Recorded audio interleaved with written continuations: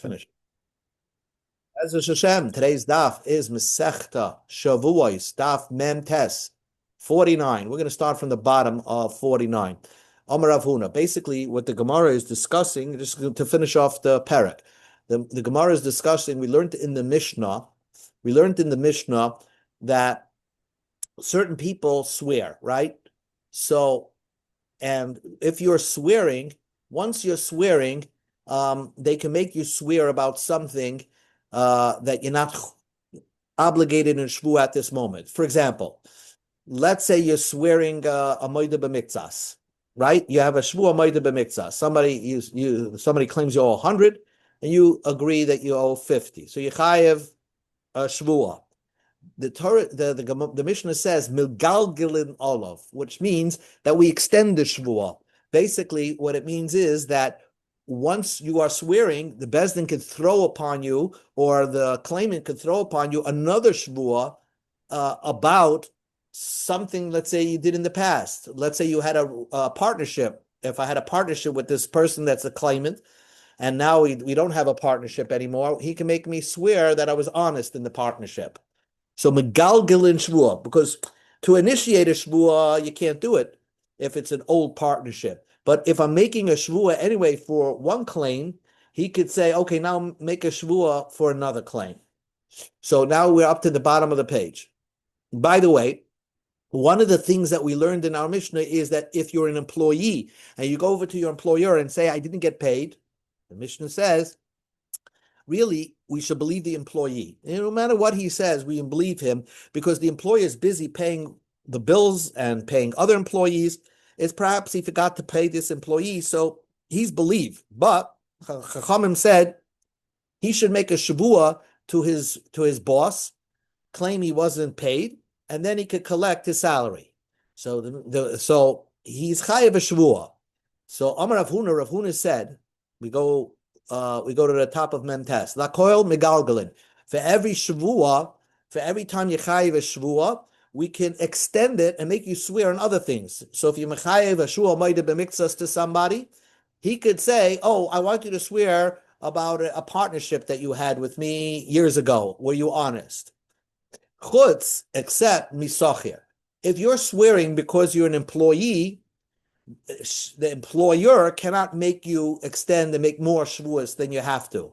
She'ein megalgalim. We don't make you do you don't do extend the Shavuot, because really you didn't even have to swear anyway. If you're an employee, you believed anyway. So if we're just swearing to appease the boss, so we cannot say, okay, now that your Chazal made you swear, you should make me a Shavuot on other financial arrangements we had. Rav Chisda says the same idea as Rav Huna, but he says lakoil ein makilim. Every other type of Shavuot that you swear, we're not lenient on you. That means that we don't extend the Shavuot. And we extend the Shavuot. If the claimant says, I want you to swear about something else, you have to swear not only about the thing that you're swearing about, but another financial arrangement. Chutz mesacher de makilim. If you're swearing because you're an employee, then we don't extend the Shavuot. You don't have to swear about anything else but this arrangement that you have with your employer. So basically, Rav Huna and Rav Chisda say the same thing. So the Gemara says, my benai, what would be the difference between them? So the Gemara says, Ika benai, the difference would be liftoyach loy. Would a Bezdin say to a person who's chayav Shavuot, they will go to the claimant and say to him, hey, you can make this defendant swear on all other matters that you had with him. So does Bezdin do that to give this advice to the claimant or not? So according to Rav Chisda, no. Only if the claimant thinks about it himself, then, and he says, oh, I want you to swear about something else, only then Bezdin will tell the defendant, you got to swear about everything that the claimant is claiming about.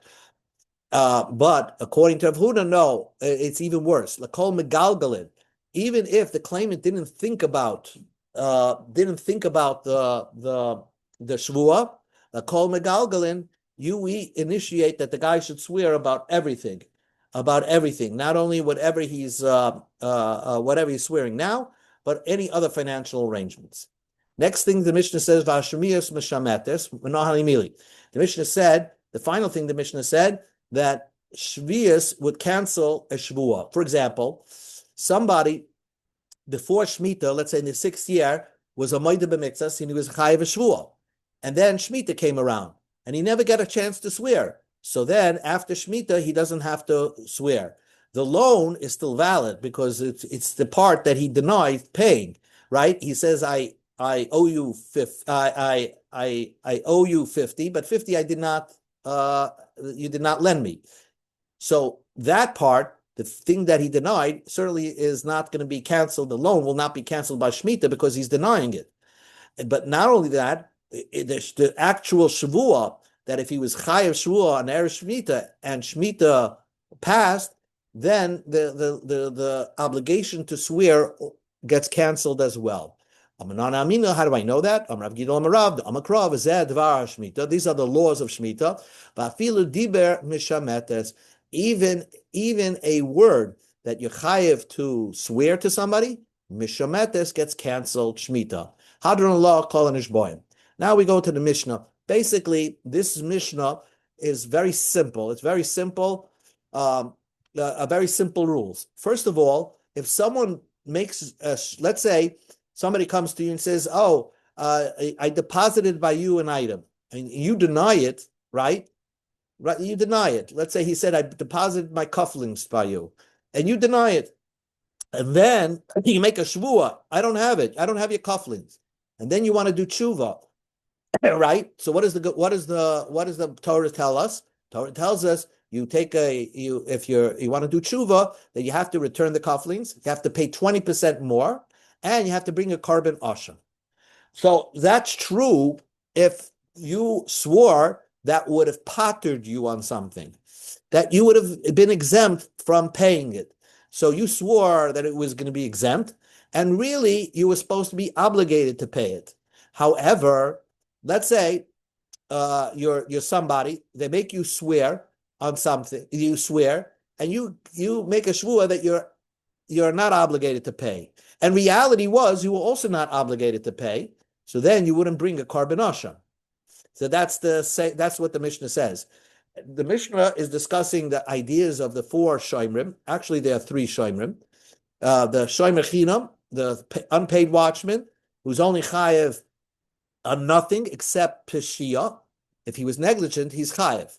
But other than that, he's potter on everything. Ashoyel, a borrower, is chayev on everything, even if it's a mishap. You borrow something, you're chayev. Most of the time, you're chayev. And there's the paid watchman.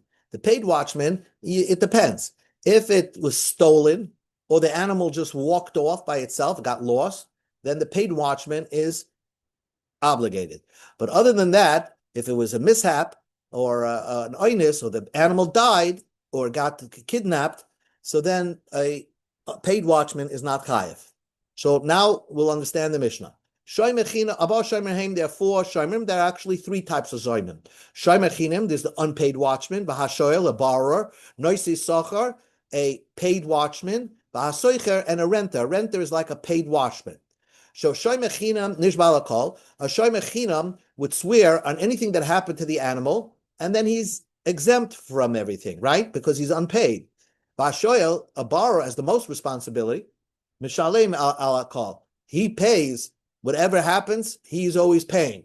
Noisei sochar, v'hasoicher, a renter, and a paid watchman, nishboim, they will swear that they only chayev when there's a geneva and aveda. But if they swear al shvura, if the animal broke its leg by itself, so it's not their fault. Val shvuya, or if the animal was taken hostage, val meso, if the animal died by itself, so they have to swear that these things happen and they're exempt from paying. They would pay if the animal was lost or stolen. So now that we got the rules straight, now we can understand when are you chayav a carbon asham. Again, you chayav a carbon asham if you swore you would have been potter to pay, and the reality was you would have been chayav to pay. So the Mishnah says, you say to a shomer chinam, hey, Shari, where's my ox? Amaloi. So the shomer chinam, the unpaid watchman, says, mace, it died. So, and he swore that it died, okay? Now, if it dies, the Shemechina is potter from paying. But the reality was, who Nishbar broke, or Nishbar was taken hostage, or Nignav, or Ovad. So then he's basically, the reality was that he was not even going to pay anyway if he told the truth. If he says Nishbar, it got broken. Nishbar, Nignav, Ovad. Nishbar, Nishbar, Nignav, Ovad. If he says it Nignav, it was stolen, which Shemechina was potter from paying. And something else happened to the animal. It died by itself. Or let's say he says the animal was lost, right? So Shemechina was potter from paying. Or something else happened to the animal, any other mishap. So he's so he's swearing one thing happened that would have potted him. And really, the reality was, had he told the truth, he would have been potter from paying anyway. So potter, he's exempt from a carbon asham. If someone says heichen shari to the shemechina, amaloi, so the guy says, Eini yadei ma'atasach. I don't know what you're talking about. You never gave me your ox. Oh, so he's now trying to exempt himself from paying because he's denying that he ever was watching anything. But but the reality was that the animal, some mishap happened to the animal. So he's potter from anything anyway. Potter, he's exempt. Because if he would have told the truth that the animal died by itself or got taken as hostage, he would have been potter anyway. So even if he swore that, you never gave me the animal, so he's not chayav a korban asham for Shavuos Hashayim and Shavuos Pekadid. Now comes the kicker. Heichen Shari, they say, where's my ox? Amalai, he says, Avad, it was lost, right? Avad, he was lost. So he says it was lost. The truth is, the Eidim say testimony, he stole the animal. He claims it was lost, but he really stole it. Then Mishalim is a Karen. Then he has to pay, based on the Eidim, he has to pay the owner back for his ox. But if he admitted, wants to do tshuva, Mishalim Karen, he has to pay the ox back plus 20% more, plus bring a carbon asha. Now here comes a separate case in the Mishnah, a little different than what we're discussing. Heichen Shari, they ask him, where's my ox? V'amalein, he says, Nignav, it was stolen. Do you swear that it was stolen? He says yes. The witnesses say Shaganva, he stole it himself. So now we have Eidim that he says it was stolen by somebody else, but really he himself stole it. So Mishalim Tashlume Kefil, then he pays double because he's a ganef. A ganef pays double. But if he admits by himself, so you never pay knas penalties when you admit things. Mishalim Karen Chayim Mishvashim, then you pay Karen Chayim Mishvashim because you were trying to get away by saying it was stolen and you're potter. And really, you're the ganef, but you are moida by yourself, so you pay the Karen and the Chaymish and the Ashra. Ama le'echa b'shuk, but if you say to somebody in the street, Heichen shayir sheganafti, where's my ox that you stole? Who I'm like ganafti? So the guy says, I never stole your ox. The Eidim say testimony that he stole it. Mishalim tashlumi kefil. He pays double. But if the Eidim say not only did he steal it, but he shechted it and sold it to sold it to somebody else, then he pays the 4 and 5 fine penalty. But here's the kicker. A guy sees he's a ganef, he knows he's a ganef, and he sees Eidim are coming to prepare to say testimony against him. And he knows that if they're going to say testimony against him, he's going to have to pay the kefil, the double. So he quickly admitted, Ganafti, I stole it. I didn't shecht it, I didn't sell it. So even if the Eidim will say testimony that he stole it and shechted it, but he was a moide b'knas, so he's potter from the kefil. And because of that, if you're not going to pay kefil, you're not going to pay dollar b'chamisha. So in that case, Ein Mishalim Ela Karen, you only pay the Karen, the principal. Says the Mishnah, Amal Shairi, a man says to a shoyel, Heichen Shairi, a man says to a shoyel, where's my ox? Amaloi. So a guy says, the borrower says, they said to a borrower, where's my ox? Amalai, so the borrower said, we go to Amid Bays, mace, it died. So the borrower is still chayiv to pay if it dies.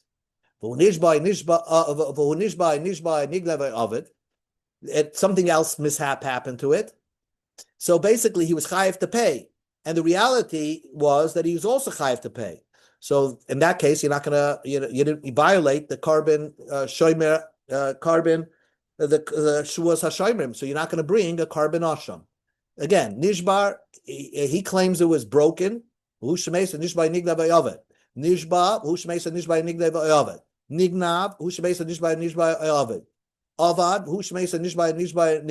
No matter what the borrower swears happened to it, so he's basically swearing that he's chayav to pay.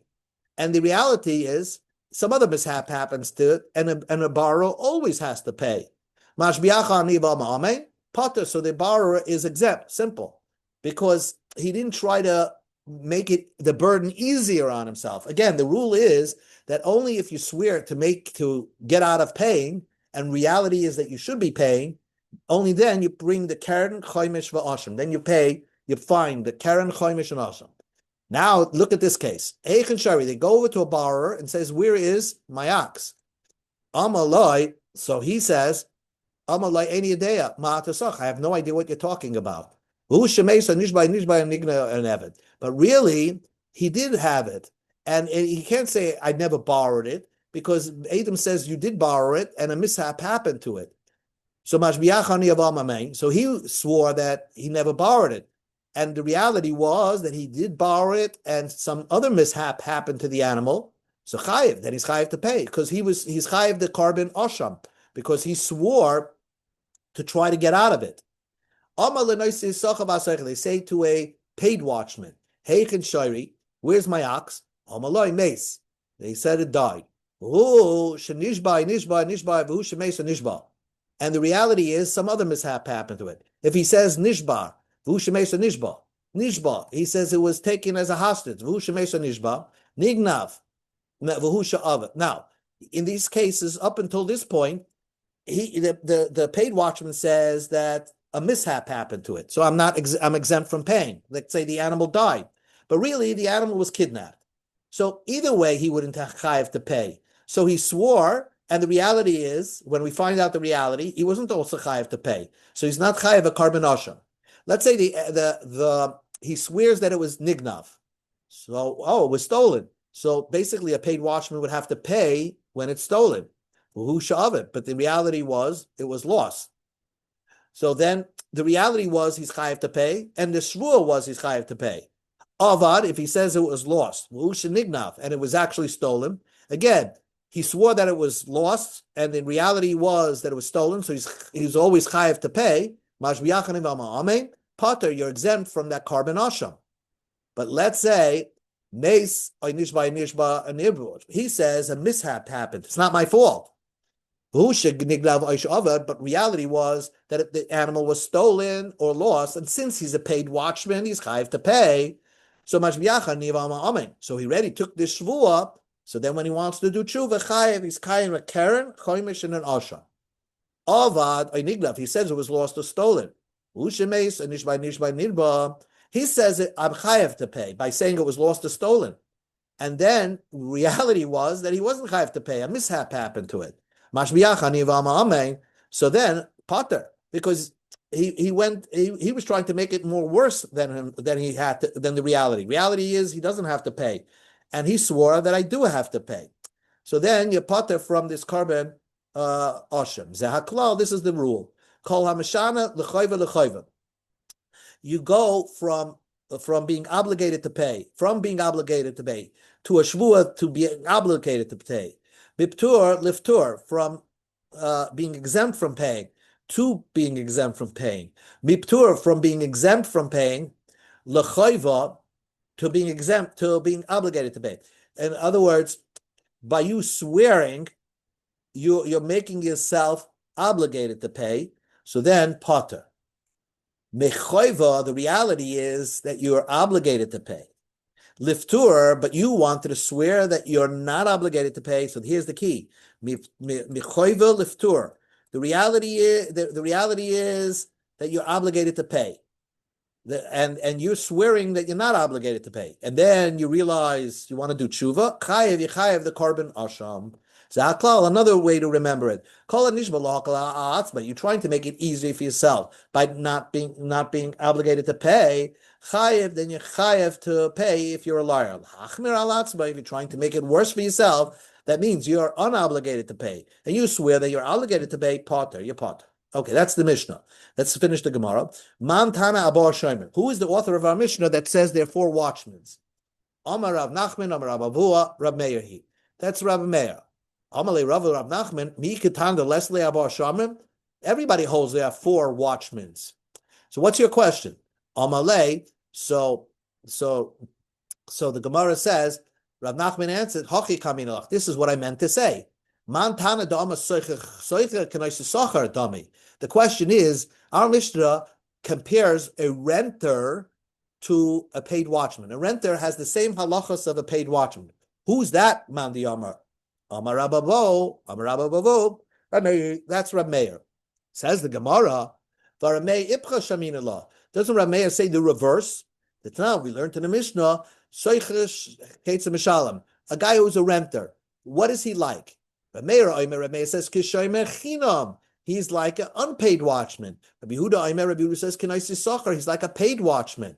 So how could you say Rabbi Meir is the author of our Mishnah? Rabbi Meir is the one that said that a renter is like an unpaid watchman. And says the Gemara, Rabbi Bavua Ibchatani, he had the reverse. He had Rabbi Meir saying a renter is like a paid watchman. Says the Gemara, Hani Abba Havet, Shloisha Havet. But really, there are 3 watchmen. You have the borrower, the unpaid watchman, the paid watchman, and the renter are counted as 1. So really, there are 3 borrowers in the Torah. That's what the Mishnah means. Abba Shoimrim, there are 4 watchmen, 4 scenarios, Vidineim Shloisha. But the halacha breaks down to 3. Paid watchman, unpaid watchman, and borrower. The renter falls under the category of paid watchman. Amarav.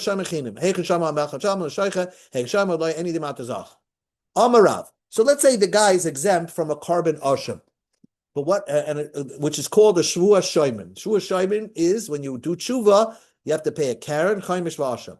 But lemaisa, he swore falsely. If he swore that he's exempt, and it turns out that he was exempt, he swore falsely, so a yichayev Shavuos bitoy. So the problem is that we're going to learn that Shmuel holds you're not chayev making a false shvuah. Why? Called the Shavuos bitoy, which is the korban oil of the yerid. Why? Because Shavuos bitoy has to be able to be in the future and in the past tense. The shvuah that I will eat, not eat, shvuah I ate or did not eat. However, this thing you can't say a shvuah that the animal will die or will be taken hostage. You don't know. So since it's not in the future, it may not fall under the category of Shavuos bitoy. But Amarav, Akulam Petur Mishum Mishraimim, the Chayovim Mishum Mishum bitoy. Rav says Yechayev because of the Shavuos bitoy. Ushmul Ama Av Petur Mishum Shavuos bitoy. You're also exempt from the shvuah of the expression. My Kamipalki, what do they argue about? Shmuel Sava, Shmuel holds Leisa B'Lahaba. You can't make this shvuah into the future tense. You can't say, I swear that my animal will die, or will get stolen, or will something. So therefore, there's no Shavuos bitoy. Rav Shmuel, Isa B'Lavehem, there's in the positive and the negative. Now, remind you, is an Isa to swear falsely, Shavuos Shav. But the Torah says a Shavuos bitoy has certain halachos which allow you that if you did it by mistake, you bring a korban oil of yared. So the Rav is saying that this, if you did it by mistake, you're chayev in korban oil of yared, and Shmuel says you're not. Says the Gemara, because Rav says the main part of a Shavuos bitoy is in the positive and the negative. Says the Gemara, but if the God didn't they argue about this matter once before, Rav and Shmuel? The Itma we learn. Shvuah shazar plain Yitzrael yam. A man makes a shvuah that so and so threw a rock into the lake. Shvuah shalei or he swear he did not throw. Rava machayev shvuas bitoy. Shmuel ama pata. Rava machayev chayev the yisab lavehem. What's wrong? You made a shvuah. It could be positive and negative. Shvua that so-and-so threw something into the water, Shvua that he did not. Ushmul Amapati, you're exempt. The Lesa Bil Haba, you can't make this Shvua to the future. So if there, so therefore we see that Rav and Shmuel are arguing by certain types of Shvuas which cannot be expressed into the future. Are they under the category of Shavuos Bitoy? So why do they have to argue the same machlokes in our Mishnah as well? So the Gemara says Tzricha. Diashmin and Bahafa would just say the machlokes between Rav and Shmuel in our Mishnah. Bahakam Rav. Only in this case, Rav says is Shavuos Bitoy. In that case, because in the case of Shavuos Shazar Kloini, that Rav would agree. Rav would say that it's a Shavuos Biti Mishum de Menavshei Kamashtaba. He's swearing by himself. He's swearing on his own volition that so-and-so threw a rock into the lake. But in our case, in our Mishnah, the Beit Dinim Mashbi'alei, it's the Bezdin that's bringing the Shmuel onto the person. Maybe he would agree to Shmuel. Rabami, like what Rabami said, Rabami, call Shavua Shadiyana Mashbinoisa. If a court makes you take a Shavua, there's no obligation. You're not liable of Shavuos because of Shavuos Bitoy. So maybe I would think in our Mishnah, Rav would agree to Shmuel. That's why we have the machlokes in our Mishnah to show me that Rav would also disagree with Shmuel in our Mishnah. And our Mishnah, you also chayav in Shavuos Bitoy. If we just say in our Mishnah, Shmuel, only in our case, Shmuel will say that you're not chayav Shavuos Bitoy. But in the case where you made the Shmuel by yourself, but in case of Shavuos Shazar Klediyam, maybe he'll agree to Rav that you are chayiv Shavuos Biti. Tzrichi, that's why we need their argument in both Mishnayos, in both Parakim, in the Ar Masechta. Concludes the Gemara. Gufa Amar Rabami taught us. Kol Shavuos Shadiyana Mashbiyan Oisai Ein Bahem Mishum Bitoy. If a court forces you to take a Shavuah, there's no Shavuos Bitoy. Shenema Oy Nefesh Kishisava Livates Misvayim. When you swear on your own to you moved your lips to take an oath on your own, only then you're chayiv. If the court forced you to take a shvuah, you're not chayiv. The word ki could mean four expressions. Dilma eladaha, and therefore oi is one of those expressions of like a ki over here. I'm sorry, is ki could mean when you swear on your own, not because or only, maybe when. If you do it on your own, then you're chayav a shvuas biti. But if the bezdin forces you, then you're not. Rab Leza concludes our Masechta and says, "Kulim peturim shvuas shaimim v'chayavim u'lem shvuas biti." Our Mishnah, you're exempt from shvuas shaimim, from the asham, but you're chayav a shvuas biti, chayav a korban oil v'yair if it's by mistake. He agrees with Rav. By those cases, since you're chayiv a korban asham, there, because you're denying and trying to get away with paying, so then you were trying to get away by saying that a mishap happened to it, and really it got stolen and lost, so the paid watchman was trying to get away with not paying, so then you're chayiv a korban asham. So it's a shvuas shaimim, but not a shvuas biti. But all other cases where you're exempt from the korban asham, from shvuas shaimim, you will be mechayev al shvuas biti. So now we finished Baruch Hashem. Hadon Allah chabo shloimim uslikala mesechta shvuas. So Bez Hashem hadlam mesach shvuas, daidlam mesach shvuas, daidlam mesach shvuas, zashtumdam loy be'almodeim v'loy be'almoda. So Kayach, thank you. Mazel tov, everybody. And we should continue. Mazel tov, mazel tov, mazel tov. Yes, we should continue to learn together for many years to come. Amen, amen. Thank you so much. Okay, good night, everybody. Have a great night. Thank you. Good night. Good night. Say a Kaddish if you can. Okay.